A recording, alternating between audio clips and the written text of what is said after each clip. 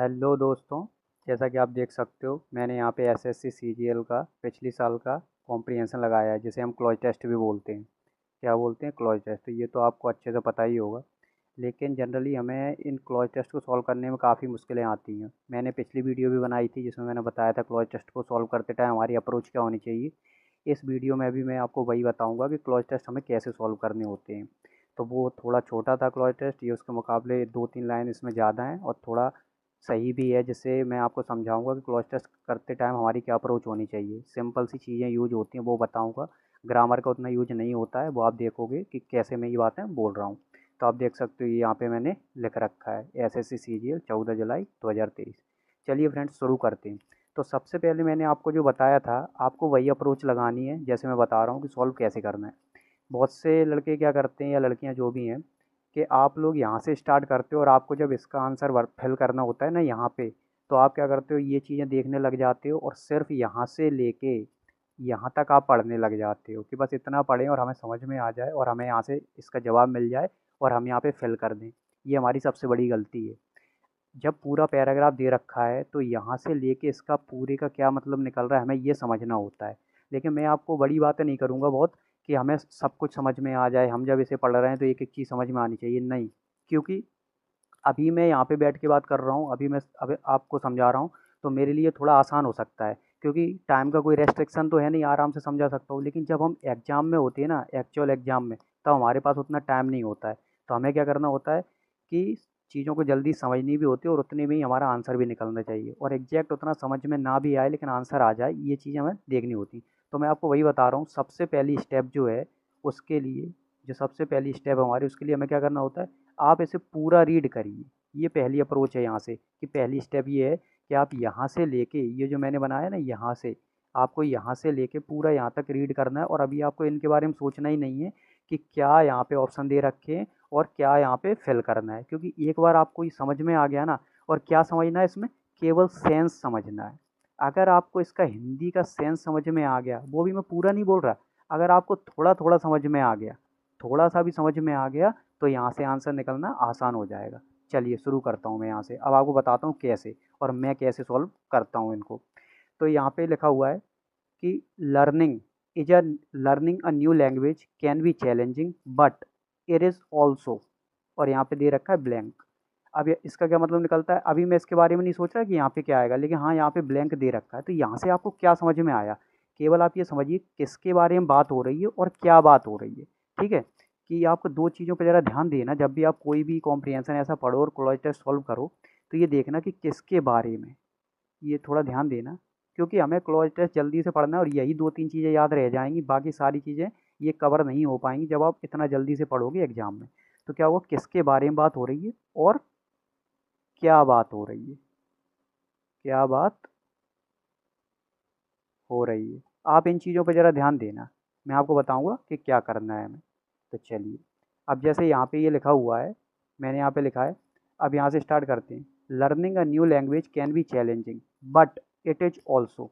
एक चीज़ और समझा दूँ आपको कि बट जब भी आएगा यहाँ पे, तो बट का मतलब क्या होता है कि जो भी चीज़ लिखी हुई ना उसके विपरीत कोई चीज़ बोली जा रही है।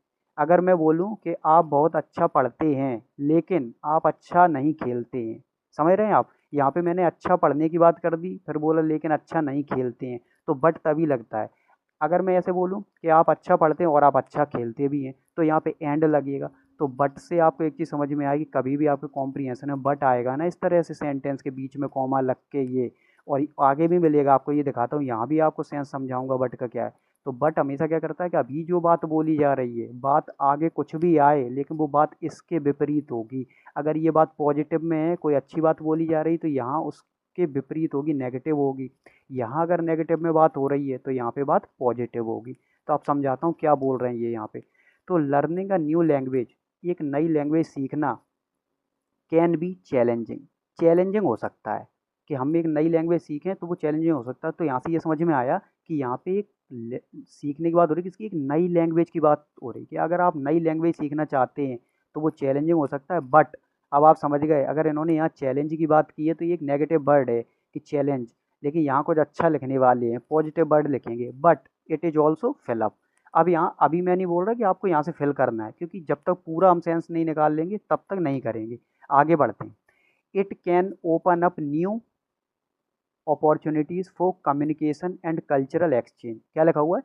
कैन में सकना होता है कि इससे क्या होता है, इट कैन ओपन, ये हमारे लिए ओपन करता है नई अपॉर्चुनिटीज़, नई जो हमारे लिए चीज़ें हैं वो अपॉर्चुनिटीज़ हमें मिल जाती हैं। और फॉर कम्युनिकेशन, कि हम लोगों से बातचीत कर सकते हैं उस लैंग्वेज में, क्योंकि हमने जब नई भाषा सीख ली तो उस देश में अगर जो भाषा बोली जाती है उस देश की भाषा सीख ली तो हम उन लोगों से कम्युनिकेट कर सकते हैं। या मान लो आप हिंदी बोलते हैं, तमिल तेलुगु सीख ली तो अपने ही देश में साउथ में जाते हैं या कहीं और जाते हैं, वहाँ उन लोगों से अच्छे से बात कर सकते हैं। एंड कल्चरल एक्सचेंज, और क्या होता है, आपने नई लैंग्वेज सीख ली तो कम्युनिकेशन, आप बातचीत तो कर ही सकते हैं, कल्चरल एक्सचेंज भी होता है। कल्चरल एक्सचेंज क्या, आपकी जो संस्कृति, आपके त्यौहार हैं, आपका खान पान है, कपड़े पहनावे आपका, वो सारी चीज़ें एक दूसरे के साथ एक्सचेंज होती हैं। उन्हें आपके बारे में पता चलता है, आपको उनके बारे में, क्योंकि अब आप उनसे बातचीत कर पा रहे हैं, उनसे घुल मिल पा रहे हैं, क्योंकि आपने वो नई लैंग्वेज सीख ली है।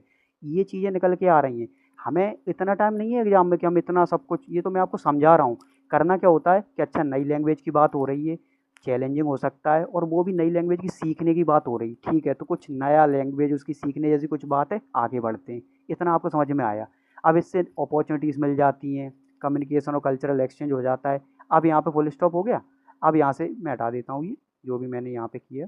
अब यहाँ से क्या हुआ, आप देखना हम यहाँ पे आ गए। When learning a new language.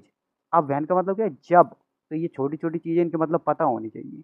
जब, कि वैन, अब वैन का मतलब जब, लर्निंग अ न्यू लैंग्वेज, जब हम नई लैंग्वेज सीखते हैं ना, it is important to be patient and fill up yourself time to progress. मतलब जब हम नई लैंग्वेज सीखते हैं तो ये इम्पॉर्टेंट होता है कि हम पेशेंट रहें। पेशेंट का मतलब हम अपने ऊपर सब्र रखें, है ना। तो ये हैं छोटे छोटे कीवर्ड, अगर इनका मतलब नहीं पता होगा तो दिक्कत हो जाएगी। तो सब्र रखें हम, और बहुत कठिन वोकेबलरी याद करने की ज़रूरत नहीं है। रख बोलते हैं ना कि पेशेंस रखिए, तो यही पेशेंस का यही शब्द है, पेशेंट। पेशेंट मतलब कि आप सब्र रखिए, तो ये हमें पेशेंट रहना पड़ता है। Important to be patient and fill up. अब यहाँ पे देखो फ्रेंड्स, एंड लगा हुआ है, तो वर्ड अगर पेशेंट आए ना तो यहाँ पे भी इसके जैसा ही कोई शब्द आएगा, क्योंकि एंड लगा है। बट लगा होता ना तो अगर ये शब्द पॉजिटिव है कि अपने ऊपर सब्र रखो, तो यहाँ कोई नेगेटिव वर्ड आता। अगर यहाँ कोई नेगेटिव वर्ड होता तो यहाँ पे बट लगा होता तो यहाँ पॉजिटिव आता, लेकिन एंड लगा है तो इसके जैसा ही कोई शब्द यहाँ पे आएगा। लेकिन वो हम देखेंगे कि दूसरा क्वेश्चन क्या है।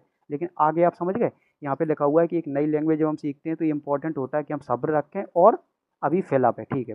Yourself time to progress, और योर सेल्फ मतलब खुद को टाइम प्रोग्रेस के लिए, मतलब प्रोग्रेस के लिए खुद को टाइम दो या टाइम चाहिए, ऐसा कुछ है, ठीक है। हमें समझ में आ गया, यहाँ कुछ टाइम की बात हो रही है, प्रोग्रेस की बात हो रही है। आगे बढ़ते हैं। One way to make language learning easier is to fill up to it every day. अब जहाँ तक फुल स्टॉप नहीं आ जाता वहाँ तक आप पढ़िए पहले, क्योंकि सेंस तभी निकलेगा, है ना। Even if it's just for few minutes, क्या लिखा हुआ है कि वन वे, एक तरीका है to make language learning easier. आपको बार बार समझ में आ रहा होगा कि लैंग्वेज को लर्न करने के बारे में बार बार बात हो रही है, मतलब इसी पे फोकस है इनका कि आप कोई नई भाषा सीख रहे हैं तो उसके बारे में बताया जा रहा है। इतना सेंस अगर आपको फ्रेंड समझ में आ गया ना, तो ये समझ लो आप सही डायरेक्शन में जा रहे हो। तो आप कम से कम, अगर आपके पाँचों क्वेश्चन गलत होते हैं क्लोज टेस्ट के, तो कम से कम आप 2 से 3 क्वेश्चन बड़े आराम से सही कर पाओगे, और जिसके 2-3 सही होते हैं वो 4 से 5 तक पहुंच जाएगा, कोई प्रॉब्लम नहीं आएगी। लेकिन यही होता है, ठीक है। तो मैं ये हटा देता हूँ, क्लीन कर लेता हूँ, ताकि और लिखूँ तो आपको समझ में आए क्या लिखा है मैंने फिर।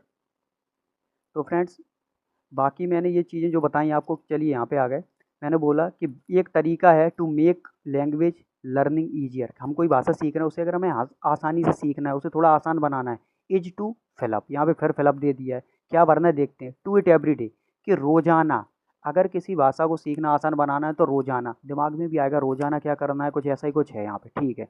Even if it is just for few minutes, even मतलब बेशक हम ऐसे कुछ मिनट्स के लिए ही, अब इससे क्या है कि बेशक हम इसे कुछ मिनट्स के लिए ही करें तो आसान हो सकता है, ऐसा ही कुछ आएगा यहाँ पे। अभी हमें नहीं पता क्या ऑप्शन दिए, क्योंकि ऑप्शन तो नीचे होंगे जो मैं अभी स्क्रॉल करूँगा, लेकिन यहाँ से सेंस निकल रहा है कि हाँ ये बातें की जा रही हैं यहाँ पे।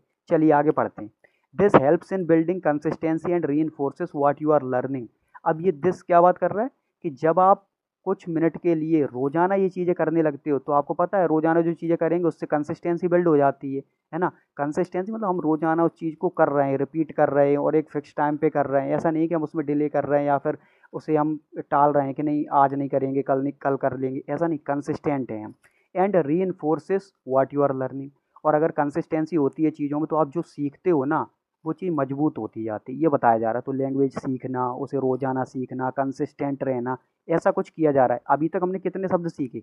आपको ये पढ़ के जब आप यहाँ तक पहुँचोगे ना लास्ट में यहाँ तक, तो आपको क्या कीवर्ड्स आपके पास रह जाएंगे? एक तो आपको रह जाएगा कि इन्होंने एक बात की है न्यू लैंग्वेज की, और आपको बस इन्हीं चीज़ों को पकड़ के रखना है। बाकी बहुत सारी चीज़ें इतनी जल्दी याद नहीं होती और ना ही उनकी ज़रूरत है। न्यू लैंग्वेज की बात हो रही है, उसको लर्न करने की बात हो रही है कि नई लैंग्वेज उसको सीखने की बात हो रही है, कुछ कंसिस्टेंसी की बात हो रही है।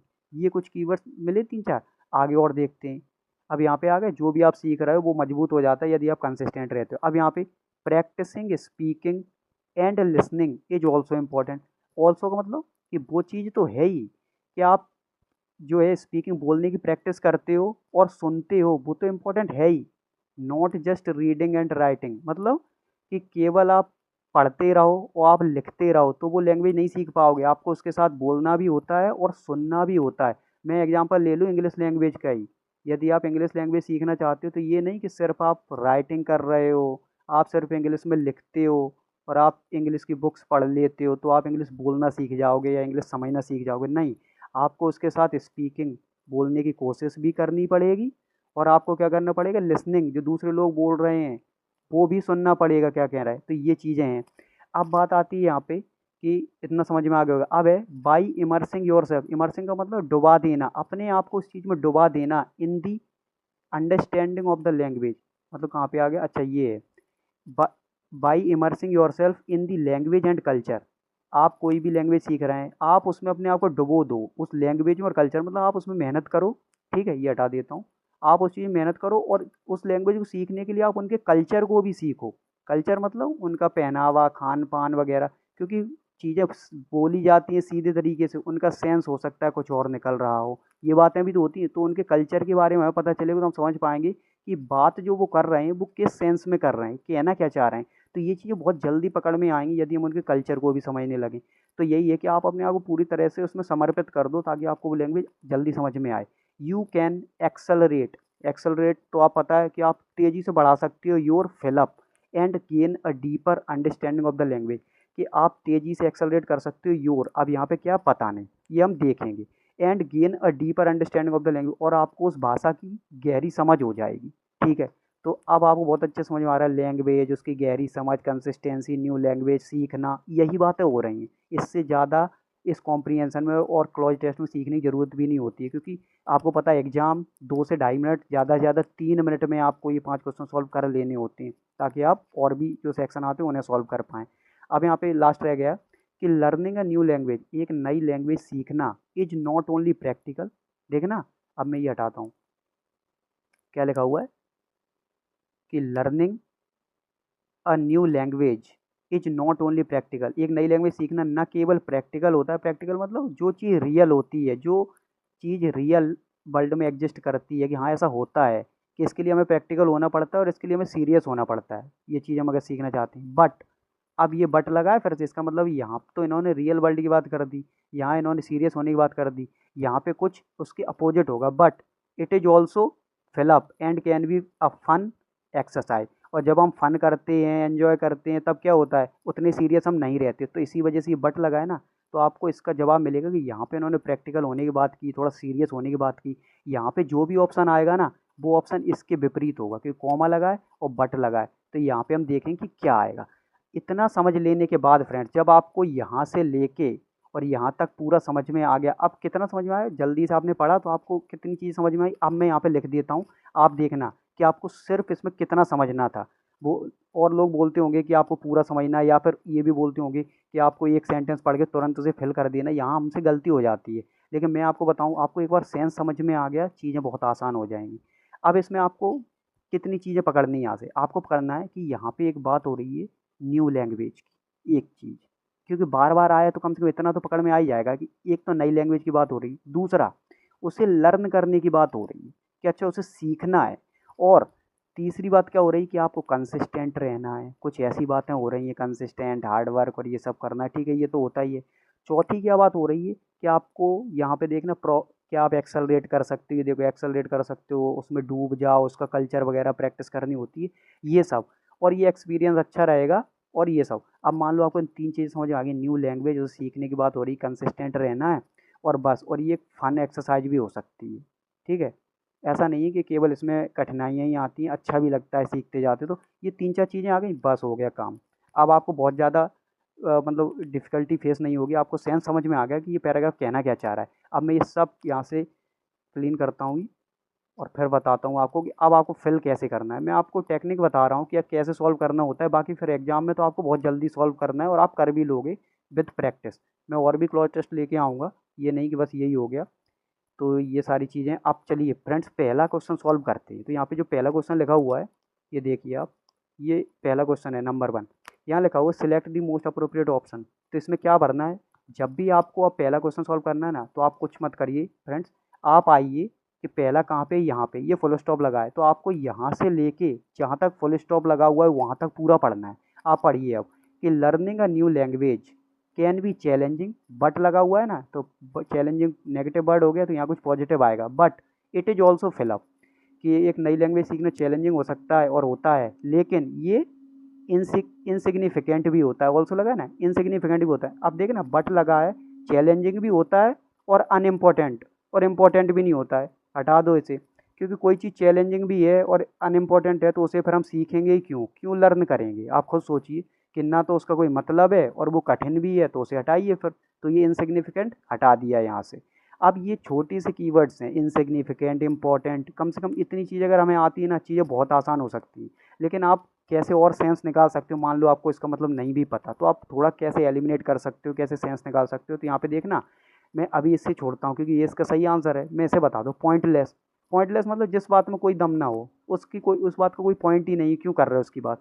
तो एक नई लैंग्वेज सीखना चैलेंजिंग हो सकता है, लेकिन उसका कोई मतलब भी नहीं, तो ये भी इसकी तरह हो गया ना, जैसे इसका कोई मतलब नहीं, ऐसे ये पॉइंटलेस।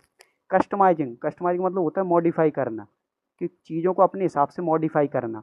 कोई अपनी कार लेके आया, बाइक लेके आया, उसने अपने हिसाब से मॉडिफाई कर ली जैसी उसे पसंद थी, तो ये मॉडिफाई, तो ये इसका मतलब नहीं है। लेकिन अब आप यहाँ पे ये सेंस रख के देखो, रिवॉर्डिंग, आपको कम से कम रिवॉर्डिंग का मतलब तो पता होगा, क्योंकि जिस तरह अवार्ड होता है वही अवार्ड जैसा ही ये रिवॉर्ड है, उसी का सिनोनिम। तो आपको वो तोहफा मिलता है, अगर आप एक नई लैंग्वेज सीखते हो तो वो चैलेंजिंग तो होता है, लेकिन वो आपको एक रिवॉर्ड भी तो देता है। कितना बढ़िया सेंस निकल रहा है। तो बस ये इस तरह से भरना होता है यहाँ पे, रिवॉर्डिंग। ये समझ में आ गया होगा कि चीज़ें इतनी आसान हो सकती हैं जब आपको सेंस समझ में आने लगे। वरना होगा ये कि सारी चीज़ें इंपॉर्टेंट लगेंगी और लगेगा कि इसमें क्या फिल करें। अब मैं आता हूँ अगले क्वेश्चन पे, ये समझ में आया कैसे फिल करना है। चलिए फ्रेंड, तो अगला क्वेश्चन देखते हैं कि कैसे करना है। और ये आ गया अपना दूसरा सेक्शन, जिसमें मैंने आपको ये वाला बताया। तो ये दिख रहा है आपको क्वेश्चन नंबर 2। अब मैं यहाँ से फिर पूरा तो हमने पढ़ा ही है, तो यहाँ तक तो पढ़ चुके थे, अब हम यहाँ से पढ़ेंगे फ्रेंड्स, देखना यहाँ से। और कहाँ तक पढ़ेंगे, ये सेकंड ऑप्शन ये दिख रहा है, और ये पूरा फुल स्टॉप का यहाँ तक हमें पढ़ना है, तो हमें पता चलेगा कि यहाँ से यहाँ तक इसका सेंस निकल आएगा। आप पढ़ना, it can open up, it मतलब कि नई लैंग्वेज सीखना, ओपन अप खोल देता है नए, क्या, नई अपॉर्चुनिटीज़, हमें नए मौके मिल जाते हैं बातचीत करने के, कल्चरल एक्सचेंज हो जाता है आपस में, कल्चर का एक दूसरे के बारे में हम जानने लगते हैं। वैन लर्निंग, जब सीखते हैं एक नई language, it's important to be patient, सब्र रखना होता है, एंड मतलब इसी के जैसा कोई शब्द आएगा, and yourself time to progress, और खुद को प्रोग्रेस करने के लिए क्या करना होता है, देखते हैं, देना होता है, नेगलेक्ट करना होता है, रस करना होता है, फोर्स करना होता है। तो उन्होंने यही बताया है कि आपको सब्र रखना होता है और आपको देना होता है, क्या, आपको समय देना होता है खुद को। कितना आसान है यहाँ से ऑप्शन को चूज़ करना, क्यों, सब्र रखोगे और गिव योर सेल्फ टाइम, अपने आप को समय दोगे सीखने के लिए। ये नहीं कि जल्दबाजी में, जैसे नेगलेक्ट का मतलब हो गया नज़रअंदाज कर रहे हैं, कि आप सब्र रख रहे हैं और नज़रअंदाज कर रहे हैं, ये कैसे होगा। और कि आप ये चीज़ें, तो ये बिल्कुल अपोजिट हो गया इसके जैसा, लेकिन एंड तो यहाँ एक जैसा शब्द लेके आएगा। तो सब्र रखना, खुद को थोड़ा समय देना, उससे फिर आप प्रोग्रेस कर जाओगे और चीज़ों को सीख जाओगे, वो नई लैंग्वेज सीख जाओगे। तो नेगलेक्ट तो हटा दो आप यहाँ से। रस का मतलब होता है कि आप जल्दबाजी में करना चाह रहे हैं, अब आप सब्र भी करना चाह रहे हैं और जल्दबाजी भी करना चाह रहे हैं, ये तो आएगा ही नहीं क्योंकि एंड लगा हुआ है। फिर आप आओगे फोर्स पे, फोर्स का मतलब बलपूर्वक, कि नहीं मैं तो ये करूँगा, और आप फोर्स लगा रहे हो कि नहीं मैं दिन में 24 घंटे प्रैक्टिस करूँगा, सीखूंगा, ऐसे थोड़ी ना होता, थोड़ा अपने आप को टाइम देना होता है, तभी वो प्रोसेस सीख सकते हैं। तो ये भी हटाइए। ये बढ़िया ऑप्शन है कि नहीं, गिव, कि अपने आप को समय दीजिए, सब्र रखिए और आप लैंग्वेज सीख जाएंगे। तो उस सेंस से ही मैंने आंसर निकाला। ये नहीं कि मैं आपको ग्रामर बता रहा हूँ कि ये नहीं, ये आएगा, ये इसका वो हो गया, नहीं। आपको खुद उसका सेंस समझ में आ रहा होगा कि सच में इसका आंसर ऐसे निकलेगा। अब चलिए तीसरे क्वेश्चन पे आते हैं, जो कि क्या है, जो कि मैंने यहाँ पे लिख रखा है फ्रेंड्स, देखना ये रहा। अब बहुत आसान हो जाएगा इन्हें सॉल्व करना, क्योंकि अब आपने यहाँ तक तो सॉल्व कर ही लिया, ये 2 वाला फिल कर लिया था हमने, तो ये यहाँ तक तो पढ़ ही लिया था। अब हमें यहाँ से पढ़ना, थर्ड कहाँ लिखा है, यहाँ फुल स्टॉप देखिए, ये कॉमा है, आगे बढ़ेंगे फुल स्टॉप ये आ गया, हमें यहाँ तक पढ़ना है। अब पढ़ते हैं यहाँ से, one way to make language learning easier. अब ये क्या बता रहा है कि एक तरीका है वन वे, जिससे हम अपनी लैंग्वेज को सीखने का जो तरीका है उसे आसान बना सकते हैं। इज टू क्या करें, टू इट एवरी डे। अब यहाँ फिलअप है कि हमें रोजाना क्या करना है, even if it's just for few minute, बेशक हम कुछ मिनट्स के लिए करें लेकिन रोजाना करना है, क्योंकि एवरी डे करना है। अब करना क्या है, देखो, हेजिटेट करना है, कमिट करना है, फॉरगेट करना है, प्रोक्रास्टिनेट करना है। अब आप यहाँ से इनके थोड़े थोड़े मतलब पता हो ना, तो भी आप निकाल सकते हो बहुत आसानी से कि एक तरीका क्या है लैंग्वेज को सीखने का, हेजिटेट करना। अब हेजिटेशन का मतलब तो पता ही होगा, झिझकना, कि आप झिझकते रहो रोजाना तो आप लैंग्वेज सीख जाओगे, ये तो हो ही नहीं सकता, हटा दीजिए। अब इस पे आते हैं पहले, फॉरगेट, कि आप रोजाना भूलते रहिए और आप लैंग्वेज सीख जाओगे, हटा दीजिए, आपको भी पता चल रहा है कि ये क्या लिखा हुआ है। प्रोक्रास्टिनेट, टालना, चीज़ों को टालते चले जाइए, आज नहीं कल करेंगे, परसों करेंगे, सीखते जाओगे, गलत है, आंसर अपने आप निकल के आ गया कमिट। अब ये कमिट क्या है, बोलते हैं ना कि एक बार जो मैंने कमिटमेंट कर दी तो मैं अपने आप की भी नहीं सुनता, वही कमिटमेंट है ये यहाँ पे, कि मैंने एक बार बोल दिया कमिट करना कि रोजाना प्रैक्टिस करूंगा, बेशक कुछ मिनट तक ही क्यों ना करूं, उससे ये आंसर निकल के आएगा तीसरा वाला आपका, कि इसका आंसर हो गया कमिट।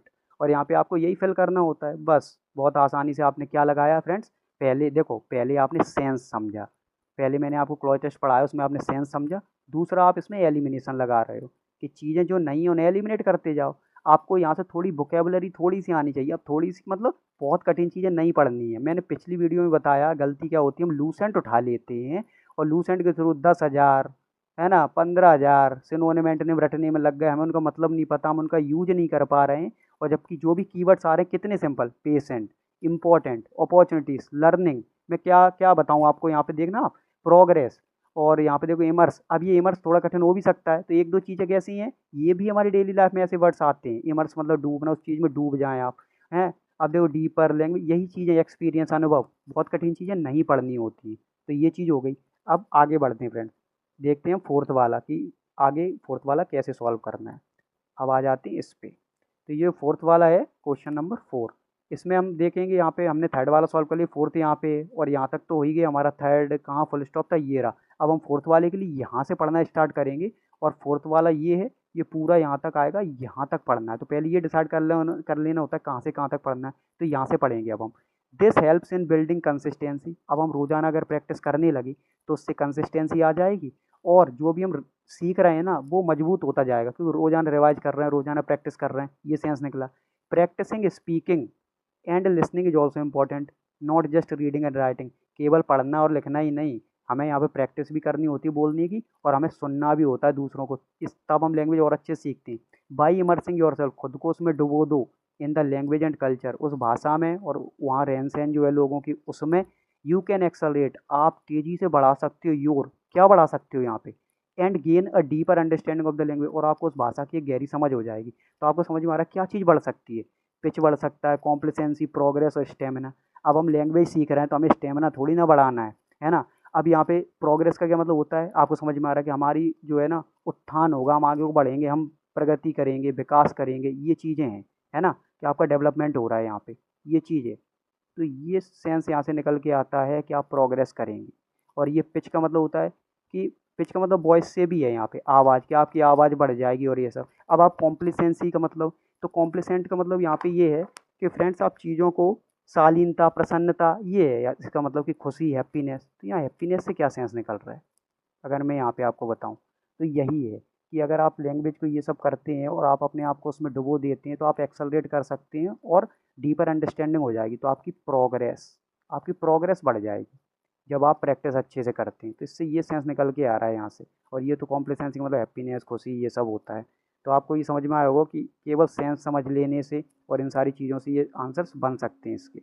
लास्ट की इस पे आते हैं फ्रेंड्स, ये लास्ट क्या है, इसमें आपको समझ में आएगा। चलिए मैं इसे थोड़ा ऊपर कर लेता हूँ। तो फ्रेंड्स ये जो आपका नंबर 5 है ना, इसमें क्या है, हमें कहाँ से पढ़ना है, 4th तक तो हमने यहाँ तक कर ही लिया था। अब हम आते हैं 5th वाले पर, ये हमें केवल यहाँ से यहाँ तक पढ़ना है, जिसका ब्लैंक यहाँ पे है। ये लिखा हुआ है लर्निंग अ न्यू लैंग्वेज, एक नई लैंग्वेज सीखना न केवल प्रैक्टिकल होता है। अब बट लगा हुआ है, यहाँ प्रैक्टिकल सीरियस की बात की है तो यहाँ कुछ अपोजिट होगा, लेकिन it's also fill up and can be fun experience, और ये काफ़ी फन वाली एक्सपीरियंस हो सकता है जिसमें खुश रह सकते हो और ये सब। तो देखना यहाँ डॉन्टिंग, डॉन्टिंग का मतलब होता है डराना या कठिन, तो ये तो हो ही नहीं सकता क्योंकि प्रैक्टिकल का मतलब सीरियस, और फिर यहाँ पे ऐसा कोई कीवर्ड आ जाए, क्योंकि सीरियस रहना प्रैक्टिकल रहना उसके जैसा फिर कि, लेकिन इससे सेंस निकालिए आप कि एक नई लैंग्वेज सीखना प्रैक्टिकल तो होना ही होता है, लेकिन डरावना भी होता है और फन एक्सरसाइज भी होता है। अब यहाँ पे एंड लगा हुआ है तो एंड के लिए यहाँ फन एक्सरसाइज लिख दिया, यहाँ एंड लिख लिया, तो यहाँ भी तो उसके जैसा कोई शब्द आएगा। तो यहाँ फन जैसा शब्द कौन सा है, एन्जॉयबल, ये दिख रहा है आपको। तो ये सेंस निकल के आया यहाँ पे कि जो आप लैंग्वेज सीखते हो वो एन्जॉयबल भी होता है, फन एक्सरसाइज भी होता है, ऐसा ही नहीं कि केवल चैलेंज होते हैं, वो प्रैक्टिकल होता है और उसमें सीरियस रहना होता है। अब डॉन्टिंग मतलब डरावना, आर्डियस मतलब कठिन, इंटिमिडेटिंग मतलब भी डराने वाला, तो ये सब हट गए यहाँ से और आंसर आ गया अपना यहाँ पे एन्जॉयबल। तो ये चीज़ें थी फ्रेंड जो मैं आपको समझाना चाह रहा था। इस तरह से आपको क्लॉज टेस्ट सॉल्व करने होते हैं। आपको क्या चीज़ें करनी है, सबसे पहले आप रीड करिए, पूरा रीड करिए। आप ये मत सोचिए कि एक लाइन पढ़ ली और उसमें जो हमें ब्लैंक मिल गया हम उसे फिल करने की कोशिश करें, नहीं, आप पूरा पढ़िए। उसका फिर आप सेंस समझने की कोशिश करिए हिंदी में। हिंदी, मैं ये नहीं बोल रहा पूरा समझ में आएगा, जितना समझ में आए उतना समझने की कोशिश करिए। तो आपने पढ़ा, उसका सेंस समझा, और फिर आप आइए ऑप्शंस पे। ऑप्शंस पे आएंगे और फिर ऑप्शंस पे आने के बाद आपको फिर क्या करना है, यहाँ से एलिमिनेट करना स्टार्ट करना है कि क्या चीज़ नहीं हो सकती, और बस आपका काम बन जाएगा यहाँ से। ये हो गया और इससे ये सब सॉल्व हो जाएंगे। तो फ्रेंड्स उम्मीद करता हूँ कि आपको ये चीज़ें समझ में आई होंगी। अगली वीडियो में फिर से क्लॉज टेस्ट लेके आऊँगा, या फिर आप कमेंट करिए कि आपको क्या किस सेक्शन पे चाहिए सीजीएल के लिए, क्योंकि एग्ज़ाम भी आ रहा है, तो मैं उसी सेक्शन पे आपके लिए ये वीडियो बना दूंगा। चलिए फ्रेंड्स मिलते हैं अगले वीडियो में, तब तक के लिए पढ़ाई करते रहें और खुश रहें।